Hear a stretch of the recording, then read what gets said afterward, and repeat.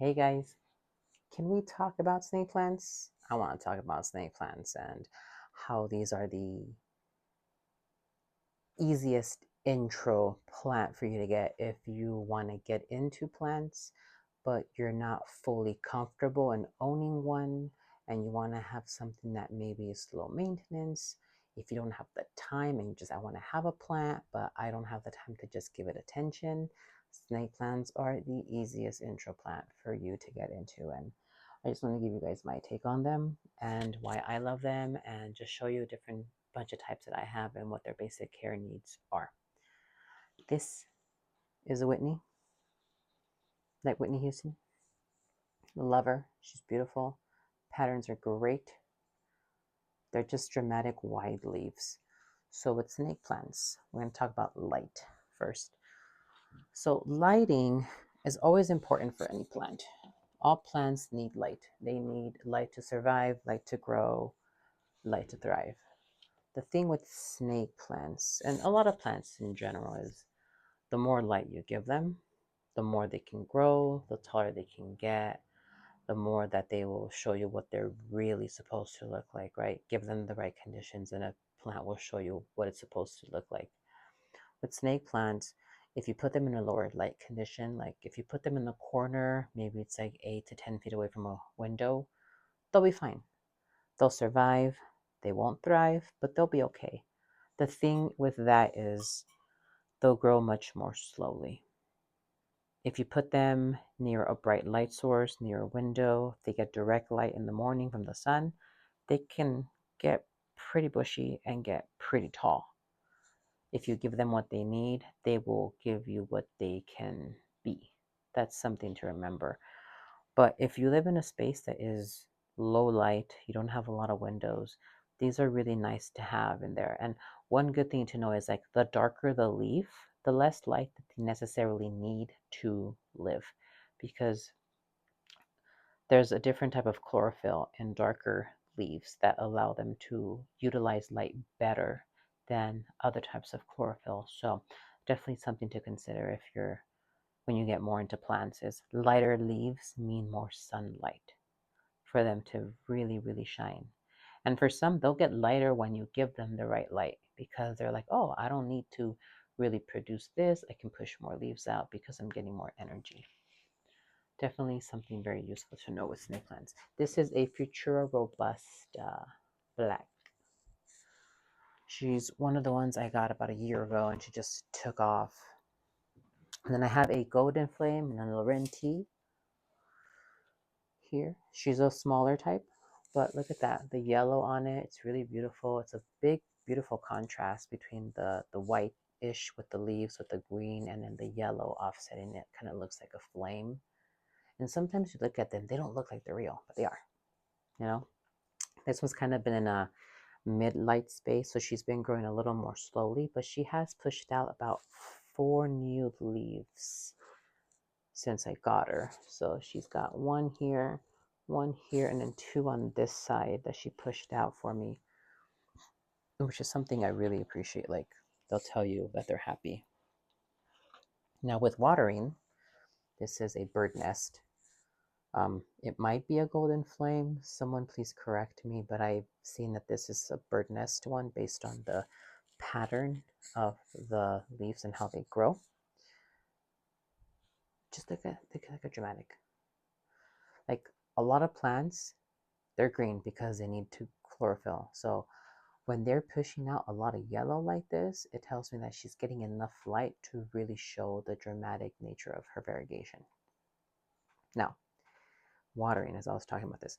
With snake plants, you don't have to worry about overwatering them. You give them a good soak and then you set them and forget them. And then you water them the next time they're fully dried out. Like they're one of those low maintenance plants that don't really need you to just be on top of it. This is a moonshine. Looks like a moon with the color kind of like off-white grayish. Love her. She's in a terracotta pot. So letting them fully dry out is very, very important. And the reason why it's because you want to make sure your plant does not get root rot. which is pretty much when they're getting more water than they need, and the roots start to die out because they're not properly getting oxygen. And you might ask, well, isn't there oxygen in water? There is, but it's a different makeup. And what the plants need is to remove the water.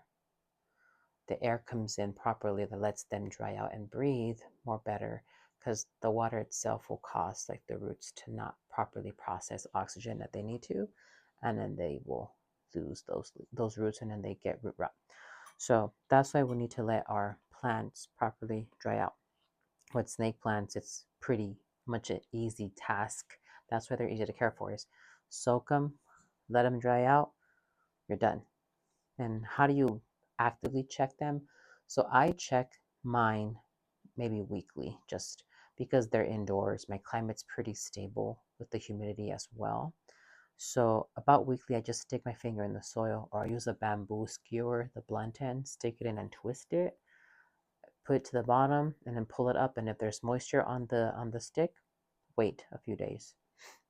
With finger method, you can just like stick it in, feel, and it feels moist.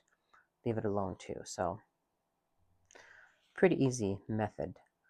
During the summer, they'll need more watering. During the winter, less, because it's cooler, it evaporates less quickly. One thing is, for me, for example, I've gone maybe 2 months without watering one of these, and they're fine during the winter because it's cooler. During the summer, though, when it's hotter, even with our air conditioning on, sometimes weekly is what they need if the soil is drying out too quickly. But I've seen about 2 weeks has been a good average for these sized pots. And also remember how large the plant it also affects it. So be mindful of those conditions. So that's why I'm not a big believer in watering schedules, because it is convenient for us as a person who takes care of plants. It's not good for the plant. So that's why it's like when you have a lot of plants like I do, it becomes part of your daily routine to just check them periodically, or you'll have like a mental check of just like, you know, which plants need a little more attention in terms of who needs to be kept humid, who needs a little more attention, who needs to be given a little more TLC. Now, one of my original OGs is my whale fin. And then you heard that right. It's a whale fin. She looks exactly what you think she looks like.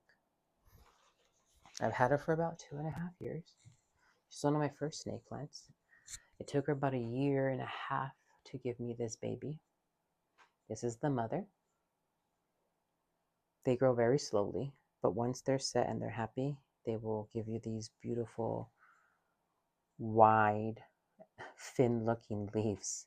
And this is why I really like snake plants, because they're diverse. Like, they have different patterns, and you can see how on the mother, the pattern is not as dynamic as the child, because she was in a lighter spot than the baby was when I got her. The baby is used to be on this grow shelf, and I moved her down here by these lamps, and it's been getting all this extra light. So definitely, here's a good testament to why light matters. And the soil with snake plants, they're pretty diverse.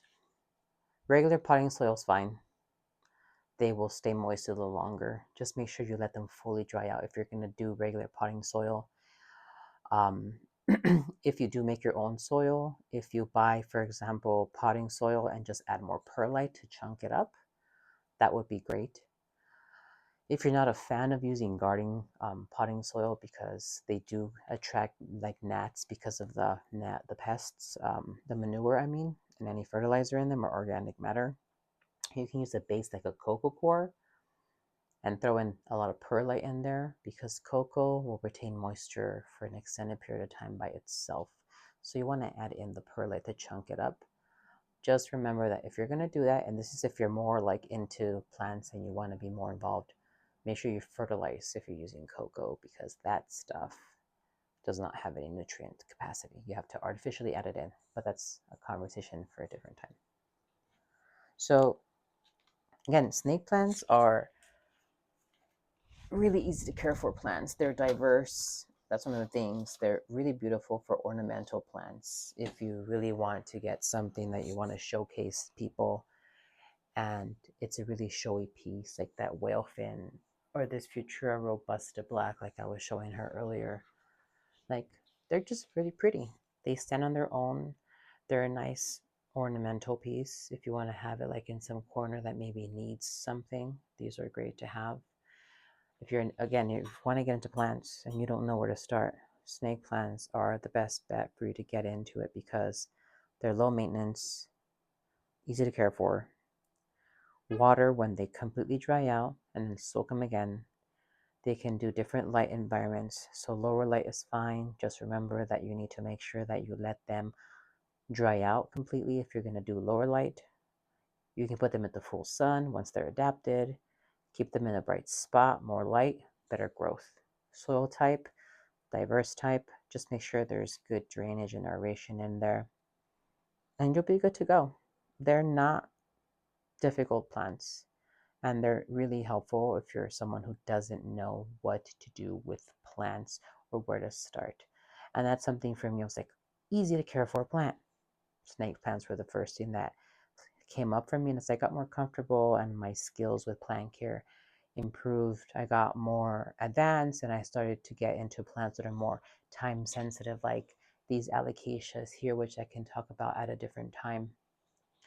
But yeah, hope you guys enjoy this one. If you guys have any questions, don't forget to like, comment, subscribe. I will try and post content multiple times a week as I can. And as I get more comfortable with what to talk about, this will be more like my portfolio, like me just thinking about thoughts about plants and things like that. I'm more than happy to listen to comments. If you guys have any questions or ideas for videos, I'm more than happy to talk about them. I'll see you guys in the next one.